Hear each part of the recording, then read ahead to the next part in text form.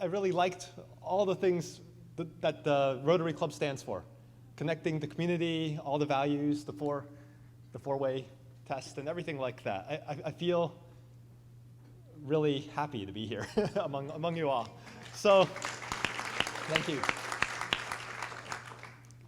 You've heard some technical descriptions of the sort of stuff we do. I just want to tell stories about the community and how we got involved in this project. So it started a few years ago. My friend Victor Cam, we were both grad students at Caltech doing chemistry, of all things, computational chemistry. And we were reading an LA Times article. It was all about dropouts, high school dropouts. It was a 4-part article, and it basically said, if you are a high school student in Los Angeles and you drop out, your future is dismal. It's dim. All your prospects, every statistic is bad. And I was like, we're like, oh, this is terrible. Nothing we can do about that, though. It's one of these, societal things. Part 2 came out, and they said half all students that drop out because they can't pass algebra. And we're like, algebra? Algebra? We could easily teach algebra. And we were like talking to each other. We're like, well, it's obvious what needs to be done.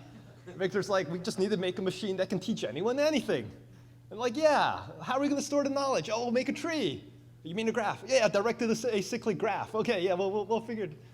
But it's got to fit into something. Computer. Oh, maybe like a portable computer. Maybe a device of some sort. Oh yeah, we'll figure out how to program these Palm Pilots and things like that. So we had all this stuff planned, and we figured, okay, we're going to just start making this machine to teach anyone everything. But let's start with algebra.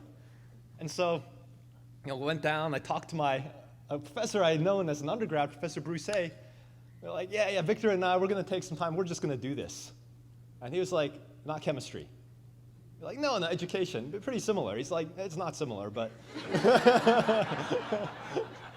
But he's like, Caltech's getting interested in this sort of, let me help you guys out a bit.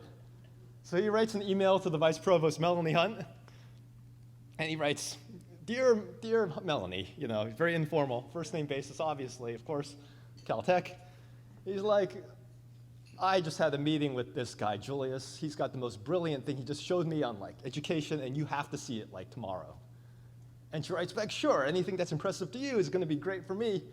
And I turn to Hay, and I'm like, but I haven't shown you anything. And he's like, well, I trust you. Yeah, just have a good presentation tomorrow. I'm like, you're coming with me. So we go in. I'm showing her some stuff. She's looking at us like, what is this? This is like some half-baked whatever. So I'm like, but of course you're going to be using it in Hayes' class, next term. And I'm like, well, and he's just like, yeah, we're using it. We're going to do it. I'm like, okay, great. So instead of teaching algebra, we're going to teach him genetics. That's great. This is a good first start. So I'm sitting there, like, okay, got to enter all of genetics into a big knowledge base, big directed acyclic graph. We're going to do this. And I'm entering it. We built this interface so we can put all this information into this big knowledge sharing base. That's what I'm here for, knowledge sharing. And then students are coming by going, what are you doing? What is that? Can I do that? Can I help? What's going on here? So, I'm like, sure, this is actually, I can't type that fast. And this guy's talking really fast, and he's got like 1 million slides. So maybe help me, enter this stuff in. So they're entering stuff in. I'm entering stuff in. We're like, it actually turns into kind of a fun little thing that's happening every class. I'm entering stuff in there. And it becomes kind of a contest. We're all trying to make a bunch of cards. I'm like, okay, this is fun. End of the term, I go to Hay. I'm like, thank you very much for letting me use your class. They really helped me make this database. Now we're going to go and teach genetics to everyone. He's like, sit down. I'm like, oh, I'm in trouble. He's like, I just got the grade reports back. And I'm like, oh, no, we wasted everyone's time. Like, they're all failing because they're spending time making these cards instead of learning genetics. And he was like, my class got an A. And I'm like, you mean some of your students got an A? He was like, no, my entire class got an A. And I'm like, well, of course, you're a good teacher. This is normally what happens when you're a good teacher. And he was like, it's a weed out class. They normally get B minuses. And he's like, you might want to think about, this seems to be helping students learn. And so I said, okay, that's cool.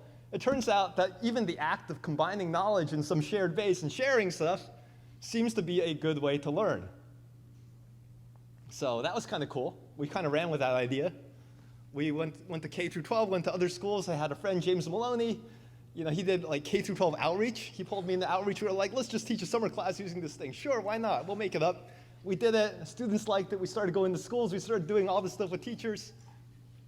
And then we got another piece of feedback that was kind of interesting. You know, grades went up, student performance went up, but they were like, all our students are engaged. And I was like, well, yeah, it's an iPad. Of course it's going to be engaging.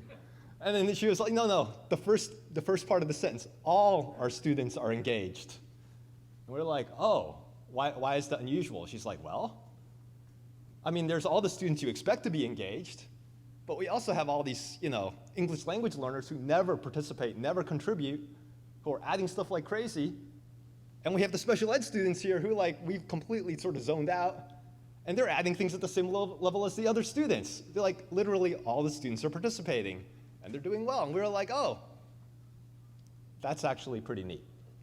We were like, you know, Benjamin Franklin, he had this saying that a penny saved is a penny earned. And what if that's true for more than money? You know, what if we have, you know, a student who wants to say something but never gets to say it? What if we have a student who's got an interest but never gets to pursue it? What if we have a student who wants to contribute something to the world but doesn't get to do it for whatever reason?